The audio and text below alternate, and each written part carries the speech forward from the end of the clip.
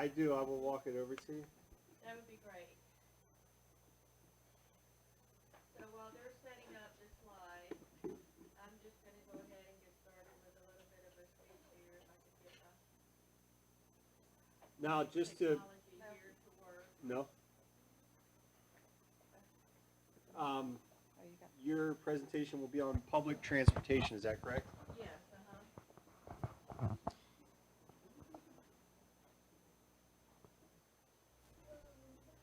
I have a clicker here. Do you want the clicker so you can change the slides? Oh, okay. Well, I am actually going to do my PowerPoint from my phone since I'm not able to see that. Sure. When you change But your slide, if I say to switch it, would you switch? I mean, I can. I just, you tell me when to switch it. Oh, yes. Thank you. I appreciate that. Okay. I'm sorry. You tell me when to switch it, and I'll switch it. Oh, yeah, sure. Okay. Okay.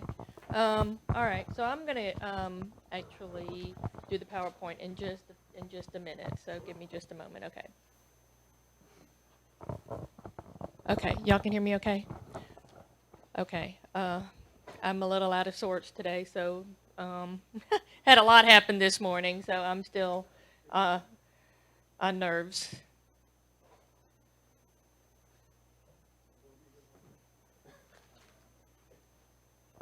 So hi, everyone. Hi. It's good to be a part of PIPA. My name's Gina Tombrello, and I currently reside in Birmingham. And for nearly 18 years, I've been riding Birmingham's public transit due to my visual impairment disability. I would like to try to talk a bit about my plans to get Birmingham's or transit one of the best public transit in our nation, but here's the problem. As it stands in our state constitution currently, our public transit is not state funded, therefore making our transit system to run somewhat inadequate. And my project is to advocate for better transit and to amend our state constitution to allow that to happen. And this is how. So Alabama should expand its public transit option with the general fund appropriation for the Public Transportation Trust Fund. So even a modest state investment in public transit could have a big impact. With the state allocation of just $10 million, for example, Alabama could receive up to $40 million in federal grants in return. Public transportation funding would be an investment in our state's economy and quality of life. Alabama could create public transit options in rural and suburban areas where they don't exist now. Existing bus services could run later and more often.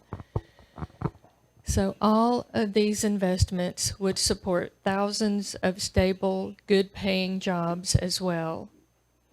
It's time to jumpstart public transportation in Alabama, but the lack of public transit is hurting people, communities, and the broader economy. Alabama's seniors, people with disabilities, and people with low income rely on public transit to go to work, get to the doctor, and run essential errands. Alabama and its legislature could fix this transit problem by approving a long overdue amendment to the Alabama Constitution, which would repeal Amendments 93 and Amendments 354 that were put into place to prevent state funding from being used for our public transit. If our state overturns these amendments, then we can use federal dollars to match up to 4 times the state funding to create an adequate public transit system in Alabama. So now I want to go on to the PowerPoint.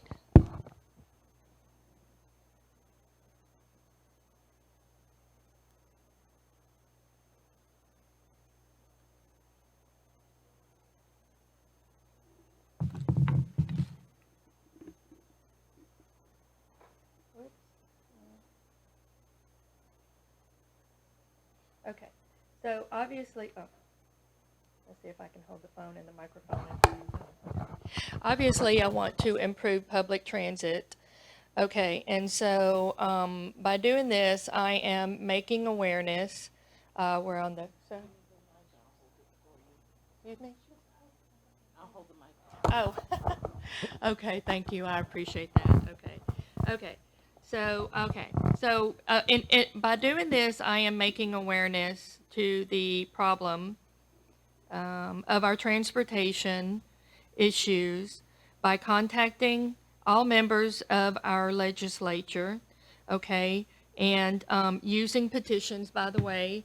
If you guys don't mind, while I'm working on this, if you would sign this petition and put your county where the zip code is, this is part of my project, okay, and also by joining other transit organizations, okay, and getting the public involved. All right, next slide. Okay, as it stands today in our state constitution, which I have currently mentioned, is that our public transit is not state funded, therefore making our transit system to run somewhat inadequate. Okay, Amendments 93 and Amendments 354 were put into place in 1952 to prevent state funding from being used for public transit. Alabama and its legislatures can fix this transit problem by approving the long overdue amendment to the Alabama Constitution. Okay, next slide.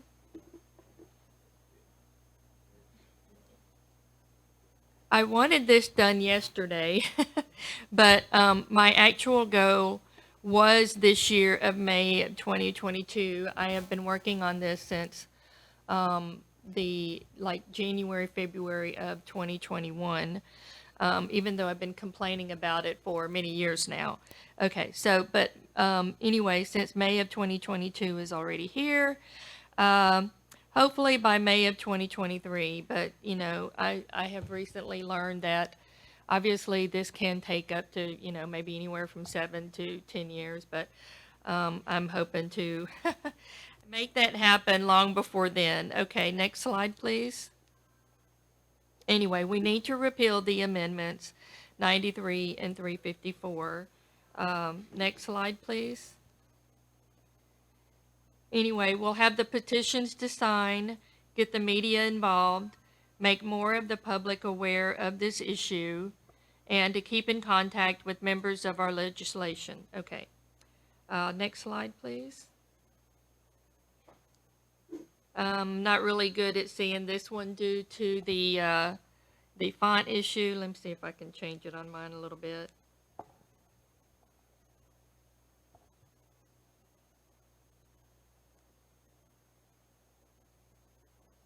No, it's not going to work. Sorry.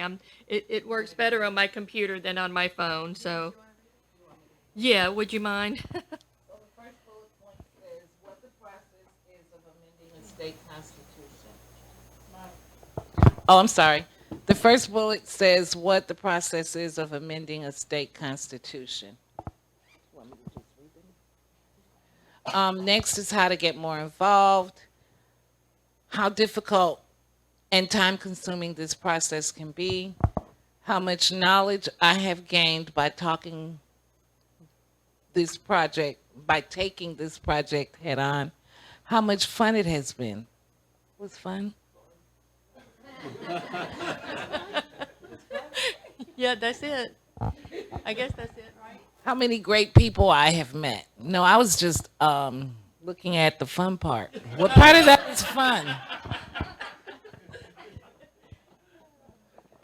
Questions? I have a question.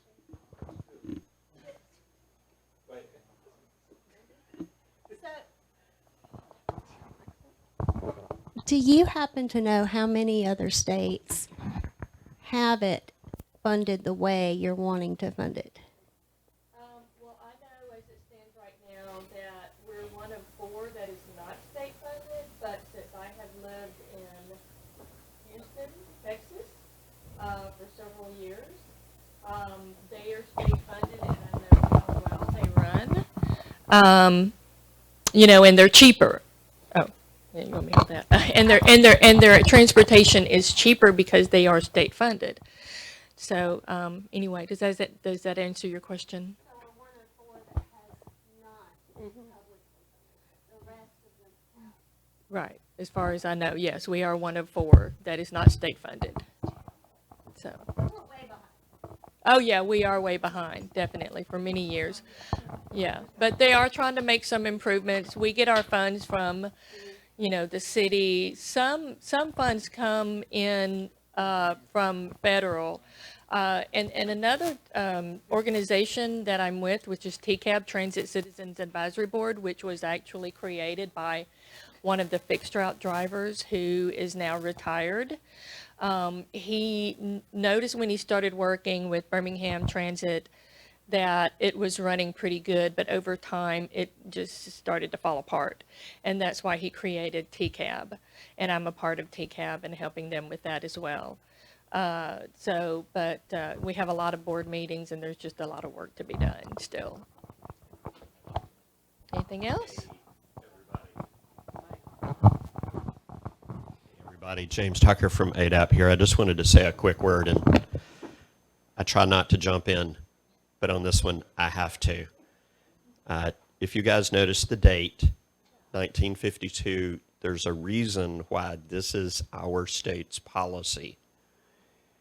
This is a vestige of race discrimination, and it plays out in public policy that affects everybody in our state.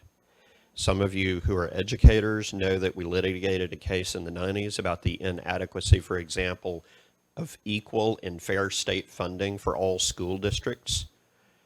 We presented evidence that in the Black Belt, children in public schools were playing with fake swings on playgrounds because they didn't have actual swings on the playgrounds. This is a similar issue. This is a vestige of our state's history of discrimination based on race.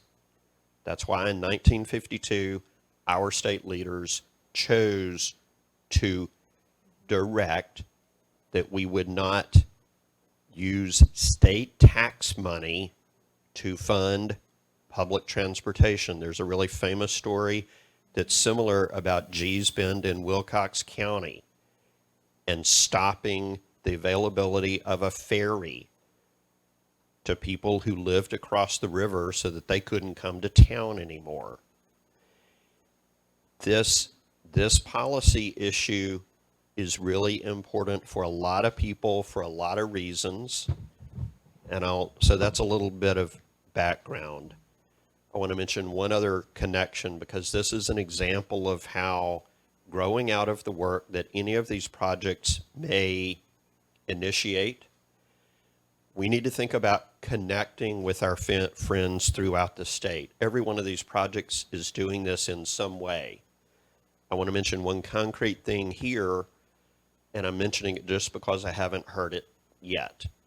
Alabama Arise has adopted removing these two amendments from the state constitution as one of its annual priorities very often. I don't know if they have for this year, but it's an example of there's an effort going on. There's a perception in this room that this is a problem. We have friends outside this room who are working on these issues. And I just wanted to say a word about how important this issue is, how important this work is, and we need to be aware of why our state is still doing what it's doing. That's right. Thank you. Testing. It's kind of hard to follow Mr. James. Well, what I was going to say is that being a member of the DD Council, transportation is one of our biggest things for the state. So we're trying to address it. In every county is different, and so I'm going to give you an example. In the city of Montgomery, they do have they had the Montgomery Transit, and they do have a bus, And so I did the research myself because I was doing it for somebody else, not for myself. You can actually go to the bus depot, wherever they're at, fill out paperwork that your child or whoever is disabled, and they will actually give you a pass that you pay for, and it's like 40 trips for the year. And then you can call and get an appointment, and they will come to your house, pick you up with, with the bus, with the accessible, take you where you want to go, and bring you back. But that's only in the city limits. And so the young fellow that I was trying to help lived right outside the city limits, and they couldn't help him. And so the other thing was, we've been working so hard. Now, I just want to let you know, anybody that's on a waiver, that's on Medicaid, you should be able to get transportation. One problem, Medicaid don't want to pay. So we actually had a company that I was working with a long time ago. They had the whole place set up, vehicles, trained people, accessible, everything. But they were trying to run a business. They would come pick, you can call them, they would pick it up, and they actually would file the Medicaid voucher for you.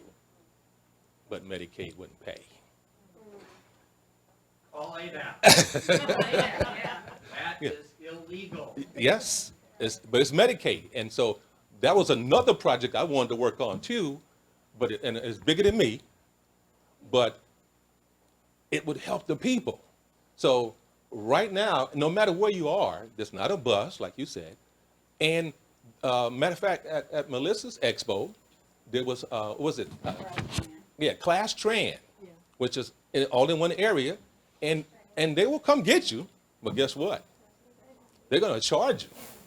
They're going to charge you, and they tell you to file it against your insurance. And most people just got Medicaid, and it takes forever if you do get paid for Medicaid for transportation. So there are a lot of things, and I was doing some stuff for the council as far as transportation, and I did research on the internet for the whole state. And there are different entities that will help you, but if you just have Medicaid, they're not helping you. Because you can call somebody and get you where you want to go, but if you don't have funds to pay for it, then it still puts you in a bind. So yeah, that's one of our biggest things I know we've been working on for the council, and I'm glad you're pursuing that. But you're not alone. One of the other things that exists is this Medicaid non-emergency transportation card. Ha ha ha. It's useless as well. Right. Because most of the time when you call them, it's a pain in the butt process.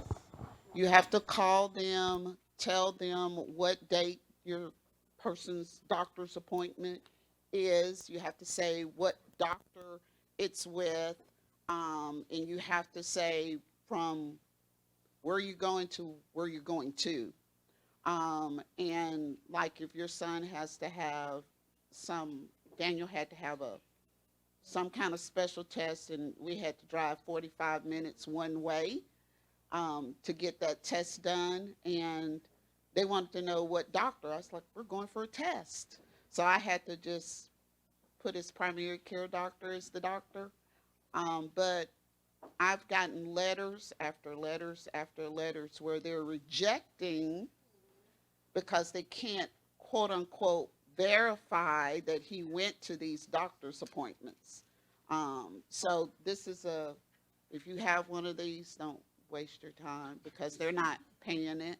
I just want to tell you before you apply for it. But it's supposed to, you're supposed to have this card, and you're supposed to get paid mileage so you can reimburse people that might be taking your individual to doctor's appointments. But I've only gotten one payment for $6.08 in 3 years. Okay, real quick, and then we've got to move on.